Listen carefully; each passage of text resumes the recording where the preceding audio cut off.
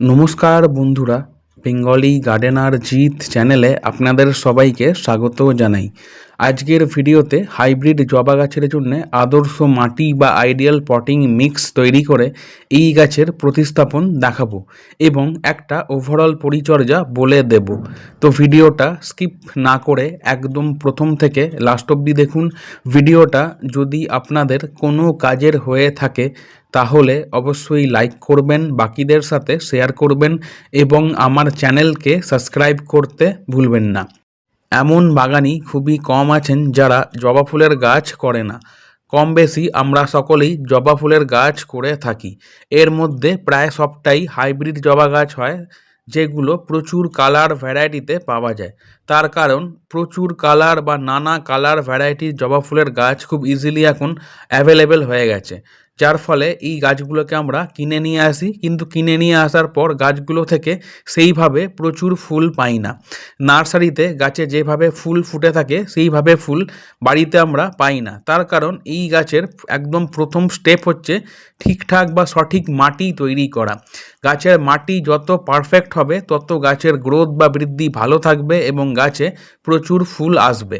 Hybrid জবা গাছের জন্যে মাটি তৈরি করতে এই জিনিসগুলো লাগবে। এখানে আমি 50% বা 2 ভাগ নিয়েছি গার্ডেন সয়েল। আমাদের বাড়ির আশেপাশে যে মাটি বা গার্ডেন সয়েল পাওয়া যায় সেটাকে 50% বা 2 ভাগ নিতে হবে। এখানে মাটি বলতে আমি এঁটেল মাটিকে বোঝাচ্ছি, যার মধ্যে বালির কোনো ভাগ নেই। এই 2 ভাগ বা 50% মাটির সাথে 25% বা 1 ভাগ মেশাতে হবে কনস্ট্রাকশন স্যান্ড বা হলুদ বালি। বাড়ি তৈরি করতে যে বালি ইউজ করা হয় সেই বালি আমি 25% বা 1 ভাগ নিয়েছি। এর বদলে নদীর বালি মাটি বা সিলভার স্যান্ড ইউজ করা যেতে পারে। এইগুলোর সাথে 1 ভাগ বা 25% মেশাতে হবে ভার্মি কম্পোস্ট বা কেঁচো সার। এর বদলে গোবর সার বা পাতা পচা সার ইউজ করা যেতে পারে। এবার এইগুলোর সাথে কিছু ফার্টিলাইজার মেশানো যেতে পারে, এটা পুরোপুরি অপশনাল। আমি মিশিয়েছিলাম, আপনারা মেশাতে পারেন নাও মেশাতে পারেন। একদম প্রথম ফার্টিলাইজার হচ্ছে সিঙ্গেল সুপার ফসফেট, যার মধ্যে ফসফরাস আছে, যেটা গাছের শিকড়গুলোকে গ্রো করতে এবং রুট সিস্টেম ডেভেলপ করতে সাহায্য করবে। দ্বিতীয় ফার্টিলাইজার হচ্ছে মিউরেট অফ পটাশ বা লাল পটাশ, যার মধ্যে পটাশিয়াম আছে, যেটা গাছের ওভারঅল গ্রোথ এবং ডেভেলপমেন্টে সাহায্য করবে। এই দুটো ফার্টিলাইজার আমি 1 চামচ বা 1 স্পুন করে মিশিয়েছিলাম, মানে 1 চামচ নিয়েছিলাম সিঙ্গেল সুপার ফসফেট, 1 চামচ নিয়েছিলাম মিউরেট অফ পটাশ। এবার এই সব জিনিসগুলোকে যে পার্সেন্টেজ বা ভাগে বললাম সেই পার্সেন্টেজ বা ভাগে ভালো করে মিশিয়ে নিলেই হাইব্রিড জবা গাছের জন্য আদর্শ মাটি বা আইডিয়াল পটিং মিক্স রেডি হয়ে যাবে।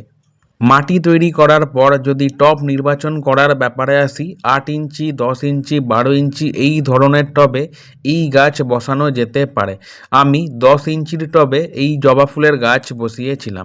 টবে মাটি ভর্তি করার আগে টবের নিচে একটা ভালো ড্রেনেজ সিস্টেম তৈরি করতে হয়, যাতে আমরা যখন টবে জল দেব এক্সেস জলটা টবের নিচের ড্রেনেজ হোল দিয়ে খুব ইজিলি বেরিয়ে যেতে পারে।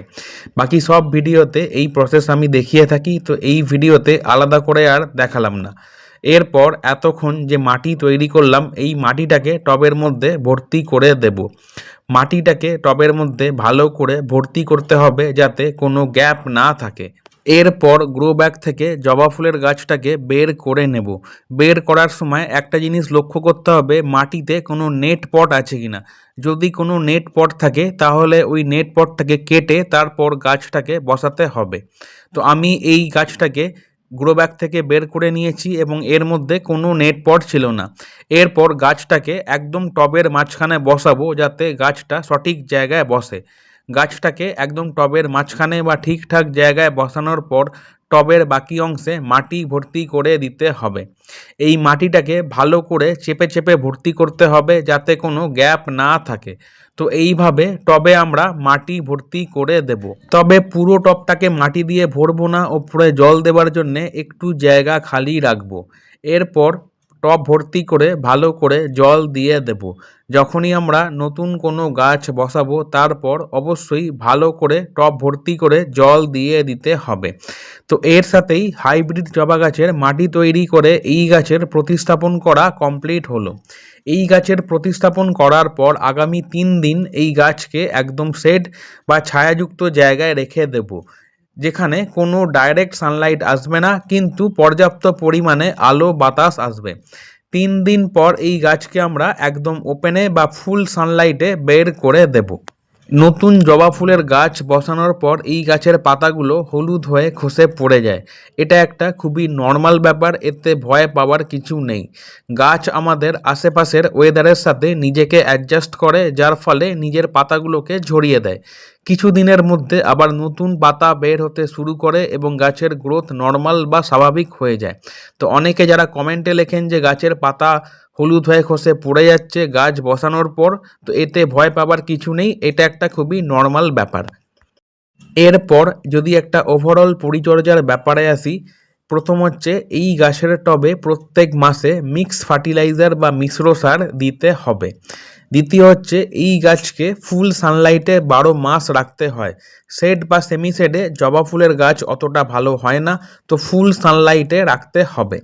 মাটির মধ্যে সব সময় ময়েশ্চার বা স্যাঁতস্যাঁতে ভাব আমাদের মেনটেন করতে হবে। কোনোভাবেই বেশি জল দেব না, আবার একদম কম জল দেব না। তাছাড়া প্রত্যেক 15 থেকে 20 দিন অন্তর বা যারা সময় পান না মাসে একবার করে অন্তত যে কোনো কীটনাশক বা পেস্টিসাইড স্প্রে করতে হবে, তার কারণ এই গাছে প্রচুর পোকামাকড়ের আক্রমণ হয়। এই গাছে মিলিবাগের আক্রমণ হয়ে থাকে, সেই ক্ষেত্রে 1 লিটার জলে 1 টাকার শ্যাম্পু এবং নিম তেল গুলে গাছে স্প্রে করে দিলে কোনো মিলিবাগের আক্রমণ হবে না।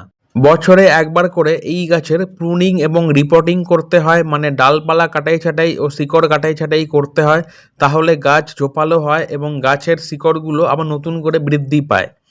তো এতক্ষণ আমি জবা ফুল গাছের জন্য আদর্শ মাটি বা আইডিয়াল পটিং মিক্স তৈরি করে এই গাছের প্রতিস্থাপন দেখালাম এবং একটা ওভারঅল পরিচর্যা বলে দিলাম।